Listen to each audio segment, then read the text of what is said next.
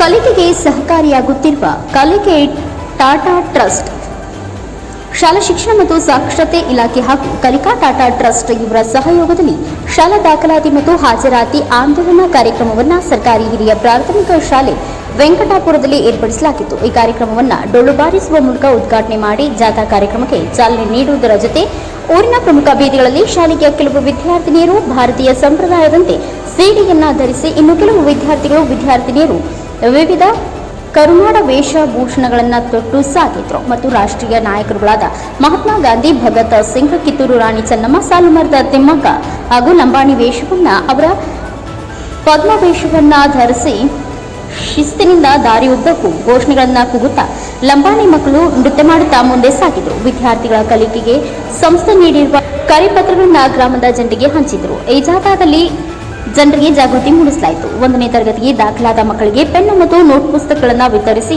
ಮಕ್ಕಳನ್ನ ಬರಮಾಡಿಕೊಳ್ಳಲಾಯಿತು. ಕಲಿಕೆ ಟಾಟಾ ಟ್ರಸ್ಟ್ನ ಕುಷ್ಟಗಿ ವಲಯದ ಕಾರ್ಯಕ್ರಮ ಸಂಯೋಜಕರಾದ ಬಸವರಾಜ ನಾಗಣ್ಣನವರ್ ಮಾತನಾಡಿ, ಕಲಿಕೆ ಟಾಟಾ ಟ್ರಸ್ಟ್ ಕಾರ್ಯಕ್ರಮದ ಪರಿಚಯ ಮಾಡಿಕೊಳ್ಳುತ್ತಾ ನಮ್ಮ ಸಂವಿಧಾನದಲ್ಲಿ ಇರುವಂತಹ 86ನೇ ತಿದ್ದುಪಡಿಯ ಮೂಲಕ ಮಕ್ಕಳಿಗೆ ಶಿಕ್ಷಣ ಒದಗಿಸುವುದು ಶಿಕ್ಷಕರ ಹಾಗೂ ಪೋಷಕರ ಆದ್ಯ ಕರ್ತವ್ಯ ಎಂದು ತಿಳಿಸಿದರು. ಈ ದಿನದಂದು ದಾಖಲಾತಿ ಮತ್ತು ಹಾಜರಾತಿ ಕಾರ್ಯಕ್ರಮವನ್ನು ಕಲಿಕೆ ಟಾಟಾ ಟ್ರಸ್ಟ್ ಸಹಯೋಗದಲ್ಲಿ ಈ ಕಾರ್ಯಕ್ರಮವನ್ನು ಏರ್ಪಡಿಸಿದ್ದು ತುಂಬಾ ಸಂತೋಷದ ವಿಷಯ.